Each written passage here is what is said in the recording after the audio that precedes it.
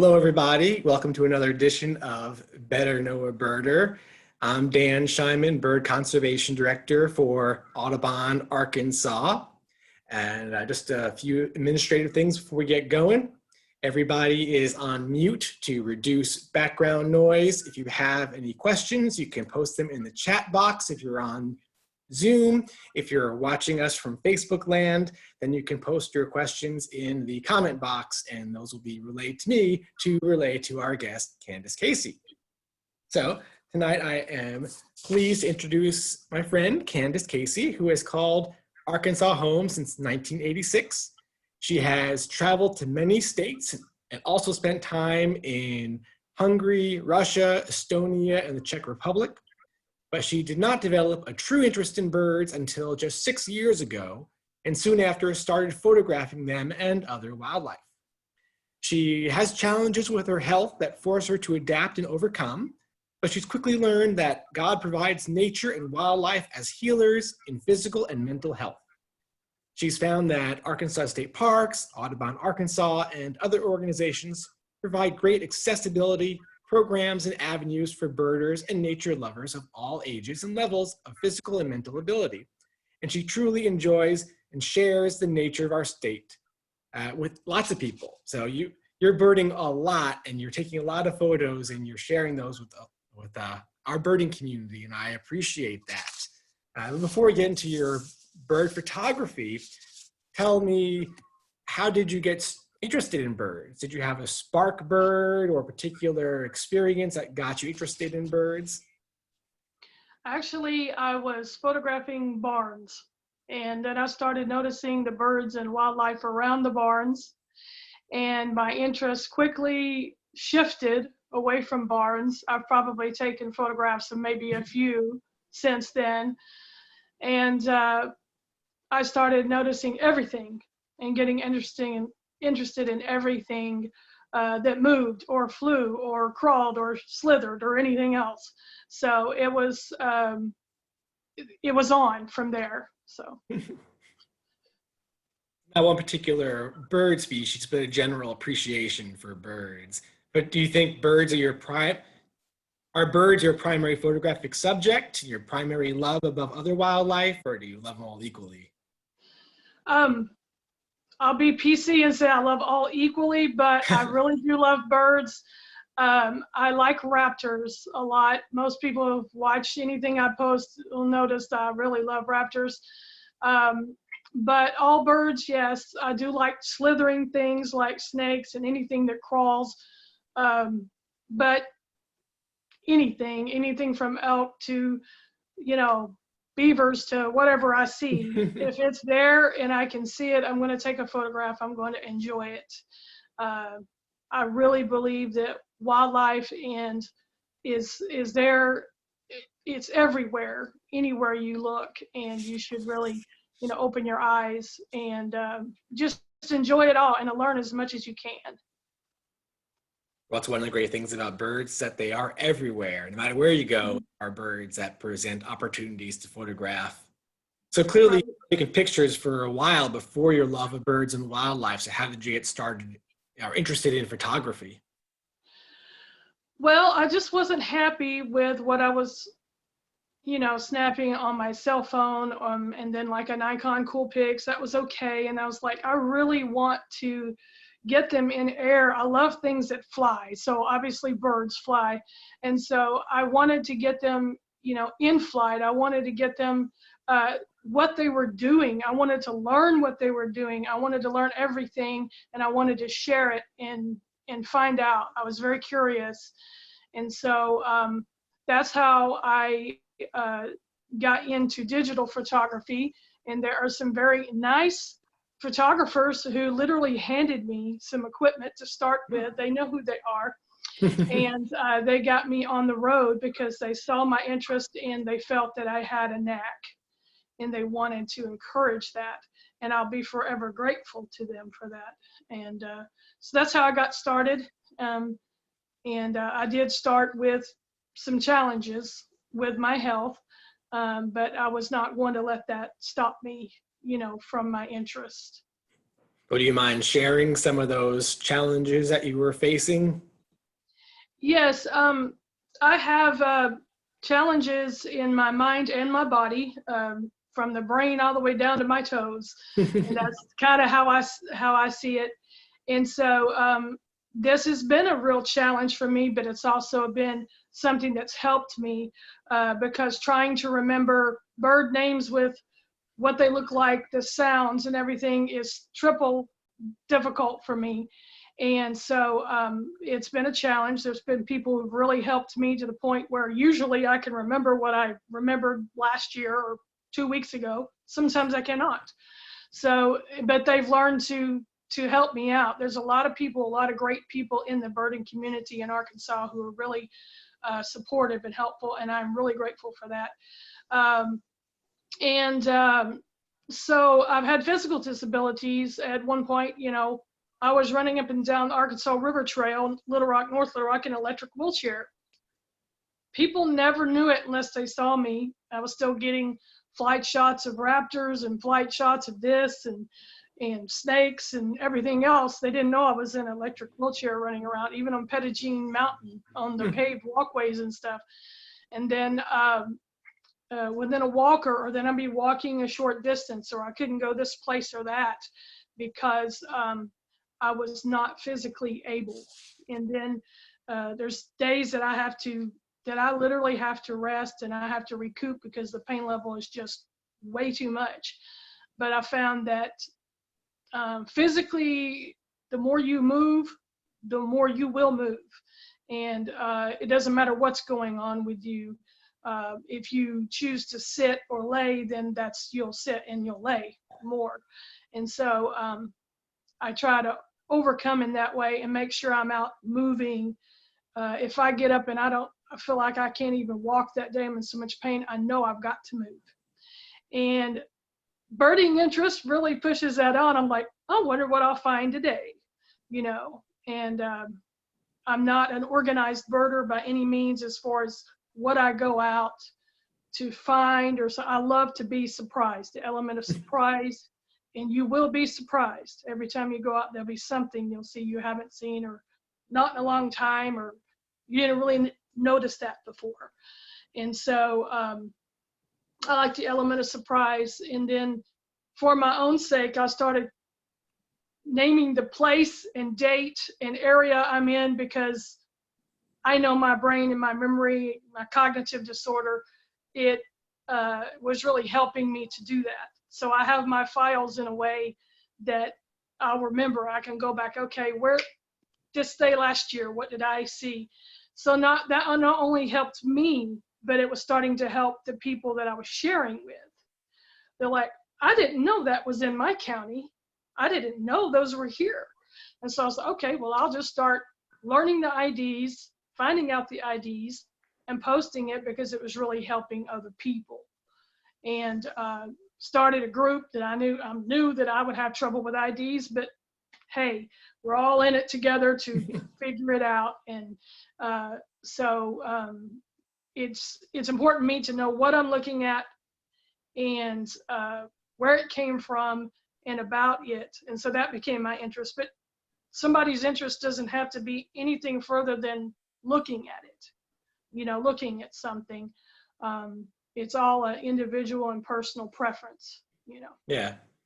Well, my undergrad advisor told me that the dullest pencil is sharper than the sharpest mind. So write everything down. And I suppose that digital photography and file keeping is pretty much does the same thing. It helps you to remember what you saw and where you were. eBird does that for me. I don't have to remember my life list and where I went, Right. where I saw which species. I can go to eBird, and there's all my stuff there to look up. Yes, So, eBird has been great. I really appreciate all your work on eBird. As you know, I had hiccups trying to remember everything that you told me on, how to log and how to do this, and I still mess up. But it has been great. And once I figured out through the app that you can record your track, that was really cool. I was like, wow, then if I forget where I went, hey, it's right there anyway. but you can record the birds that you see as you go along, and that is a really great feature on the eBird app. I really love Merlin, has been my Merlin app, and Audubon app have been lifesavers for me. I can't remember things, or I've never seen that bird before, I don't think. And I go and I look, and lo and behold, it is something I've seen, or it's a juvenile. Don't get me into juveniles because the immatures I have trouble with it. I'll think of some other species or something.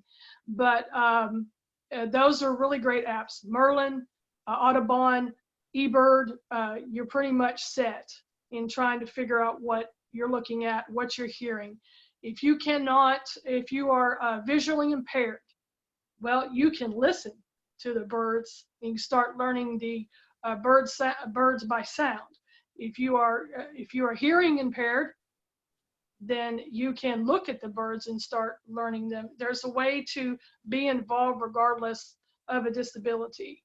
I've watched kids and adults who are on the autism spectrum who have gotten into birding and wildlifing. They're not in a bunch of noise and a bunch of people, but they're out more in nature, and that is more relaxing and more of their beat, so to speak. And they've become, really involved in it. Physical disabilities, we are living in an area that has numerous opportunities for people with disabilities that most of the time aren't even known. So, and I sent you my list. I have a huge list of what my go-tos, and you can post them wherever you would like. Yeah, I'll post that on Facebook. Yep. Well, what places in Arkansas would you recommend people go to see birds and other wildlife if they have physical disabilities? Well, you can always start small. You can look out your window. You can listen outside. You can start there. The nature centers, the Arkansas State Parks, nature centers, if you don't know where to start, they have great programs. They are disabled, accessible inside, and a lot of times outside they have accessibility. You can check with each one as to how far out accessible, a trail is. Audubon, Arkansas, I love to go to your facility in Little Rock. There are disabled, accessible areas back there that provide plenty of opportunities to see and hear. And maybe you have a problem with walking very far. Well, there's the pathways are still walkable. Even if you have you can walk but have a little bit of trouble walking.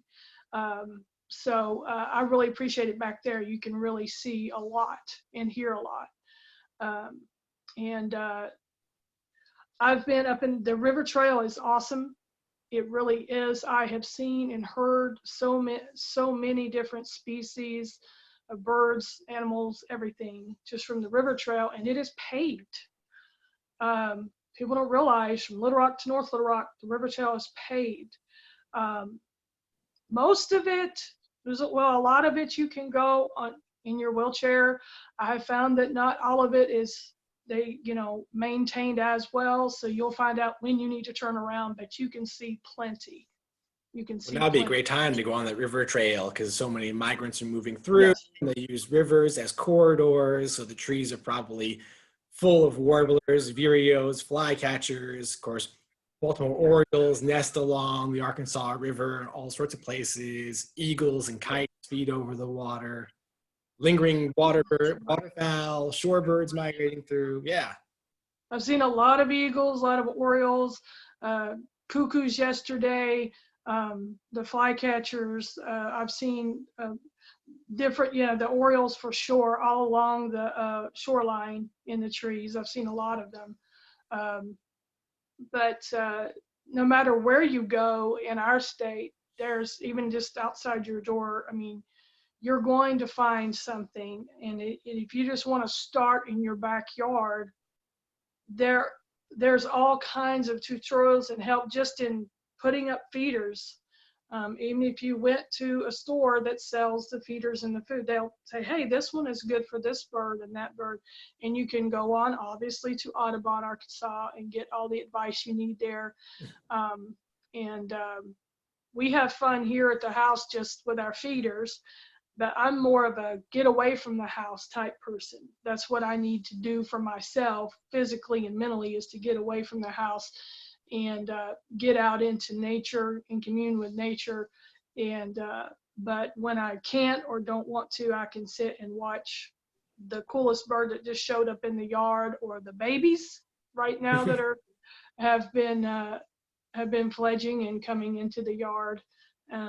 Some out of the bluebird box in the yard, and it's there's just so many ways, and this is peak time for spring migration, and it's been a lot of fun. Yeah, well, just judging by your Facebook posts and our bird posts, you go birding a lot more than I do.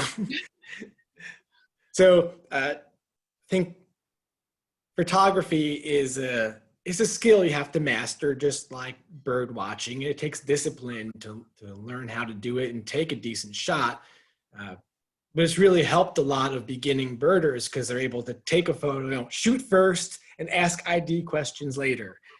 So what advice would you have for someone who is just wants to get started in photographing birds and get beyond just the phone camera or point and shoot? Start small and don't expect yourself to be an expert or professional. Okay, just start small. And I'm very aware of environment too. So my thing is, it's kind of silly, but it's the thing that they say about doctors: first, do no harm. So that's how I feel. When you go out, make sure you're not leaving any trash behind. Make sure the environment that you're going in is going to be better off when you leave it than when you went. You're not leaving any trace. That's the number one thing. Number two would be definitely to keep your distance from babies, nests. No shot is worth stressing out a bird or creature. There's no shot worth that. So those are two big things. Number three, it's not a race. It's not a competition. There will be people's pictures that are 10 times better than yours, and yours may be 10 times better than somebody else's. And who's the judge? Nobody's the judge. Be in it just for you and how you want to do it. If you don't ever want to shoot in RAW and you don't ever want to use Photoshop and Lightroom, I don't use Photoshop, Lightroom. I don't shoot in RAW. I'm doing it all wrong, according to professionals. Okay, I do very minimal post edit. I want to try to get a shot and just go on with it. I want to see as much as I can and not focus on perfection. And I want to see and learn as much as I can, not focus on perfection. It's more about the experience and about sharing it to me than it is about perfection. And there's nothing wrong with people who are sharing pristine photos. There's nothing wrong with that. That's just my personal thing. So if you're like that, don't feel bad about it and don't feel like you're less than anybody else. Just get started somewhere outside your door, the nature center, the state parks. One thing I did learn as a person that was having trouble walking, there are lake cruises done by the Arkansas State Parks pretty much year round. Some are bald eagles, some of them, sunset cruises, lovey-dovey romance cruises, everything they've got going on. Some of them are free, some of them are like $10 or $15 a person. You can look. But if you are disabled, they will accommodate you. And they will make sure that you are on it safely and not. If they are unable to accommodate you, they will let you know, but most all of them can. And they will, and they've been very kind. That is a great experience to be out on the water. There's no telling what you'll see. Everything from different kind of raptors to loons, to grebes, to you might see the mergansers, you might see anything out there. We pretty much have seen it all. And those are great. But your nature centers, your wildlife management areas, your national wildlife refuges, I've got that in my personal you called it birdability. Audubon is calling it birdability. My Yeah. birdability list, all of those. And like I said, the smartphone apps, and even you can go online, is Merlin, Audubon, eBird. They'll save your life when you're starting to learn what that sound is, what did I just see, and is this supposed to be here this time of year or not? Yeah. And no, that wasn't a Nashville warbler. That was something else, you know. Or yes, it was. It's immature, and I called it something else. You know, those things like that. If you're really into identifying, or you can just simply go out and watch and use binoculars, and you don't ever have to take a photo. Yeah. But for someone who might not be physically able to walk a long distance, you can drive through a lot of these places, and of course, a car makes for a really good bird blind for looking at and photographing birds. yes, Photograph from your car. Cars are awesome. I forgot to mention that because I do go through the refuges in a car. I do get out and walk now more than I did before, but I used to either be in the wheelchair or walker or in my car.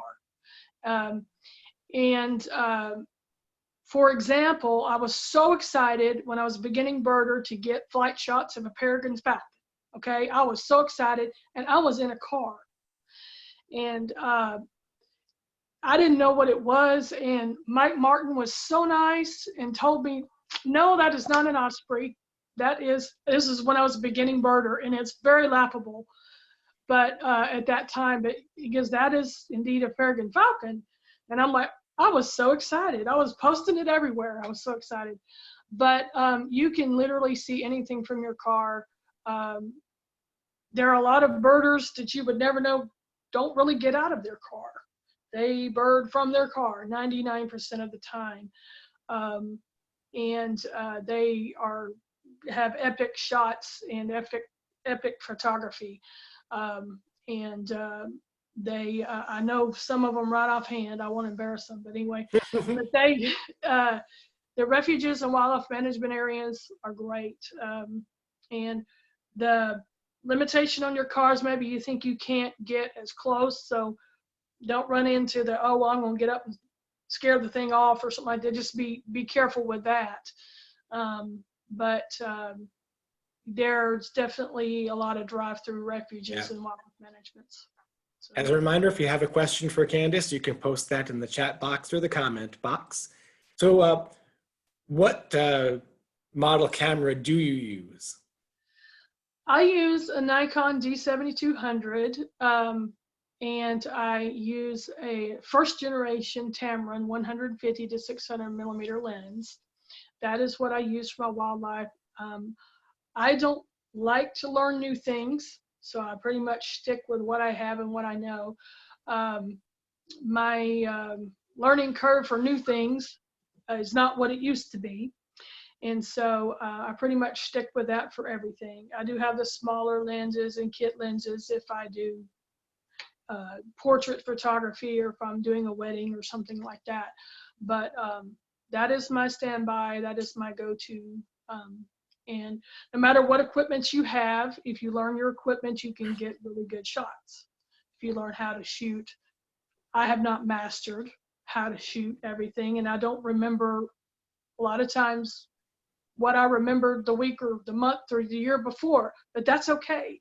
That's totally fine. You do not have to be perfect. You do not have to be like anyone else. You're just doing it for yourself. So just keep that in mind. With whatever equipment you have, you can get really good shots, and you can record what you saw.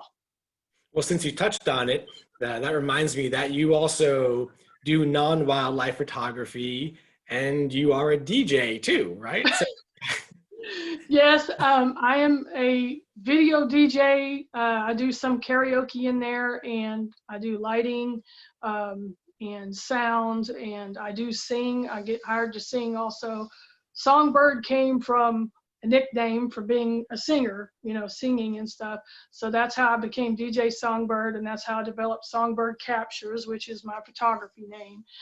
And so that's all kind of tied in together. But yes, that's a part-time thing that I do. And obviously right now, there's not a lot going on in that arena. I get requests still, hey, when this is over, let's go back to do that. So it's a very far end of the spectrum, doing video DJing, getting up in front of crowds and entertaining, and or singing at a wedding, or doing photography there, to getting the snake I just saw, or the the eagle in the nest, or something like that. It's a very far cry, but it's a great escape. The two spectrums, are really, they're opposite, in that it's worked out really good. You ever have a mix up at a wedding and have an eagle photo come on the screen in addition to the wedding photos? I have not. I'll honestly say I have not. I have not done that, because obviously I have very different software, and DJ controller and DJ software that's totally different than, my old standby of free Photoscape that I use to edit my photos. So it's, it's totally different software, and normally I don't have that problem. I have had somebody ask me to put in photos, and I have, they've seen something and they've had me put them in there, and that's great. I can share that. But it's a little on the weird side to try to mesh those two things, because they just don't really mesh, as far as DJ and entertaining a crowd, or an expo, or, a Christmas party, or kids at a trampoline park or something, and then wildlife photography. Well, if you were DJing my wedding, I would want you to be showing eagle photos. I actually had a live eagle at my wedding, but we should get you at the next time you come to Arkansas Audubon Society meeting. We should have you do a slideshow, just like Mike Martin did at a previous meeting, where he showed his eagle photos from Arkansas and Alaska. You could show a lot of the photos that you've taken, and probably put some really good music to your photos. That would be really fun. Yeah, that would be great. So one more question for you, a really important question in my mind is, what is your favorite bird and why? This is impossible for me, because I have so many interests. I can't nail it down, but I like the funky shorebirds. I like the weird ones. I like the wood storks and the roseate spoonbills, the curlews. I like avocets. Obviously, I love raptors. Eagles are great. I like the ones that are rare to come into Arkansas, and I get really excited about that. Everybody's seen it, anything from Swainson's and, stuff passing through, the peregrines and the rough-legged and everything that's come through. I get excited about raptors probably more than anything, and then the funky shorebirds. I call them funky shorebirds. But, ibises, I get excited about that. So if it looks cool and it's funky, I like it. Anything different. So that's pretty much it. All right. Well, thank you so much for sharing with us, Candace. I really appreciate you taking the time to tell us a bit more about you. I hope everyone enjoyed it. Remember, we've got 2 more interviews coming up next week, so tune in and learn more about our fellow birders. Have a good evening, everyone, and good birding to you all. Thank you.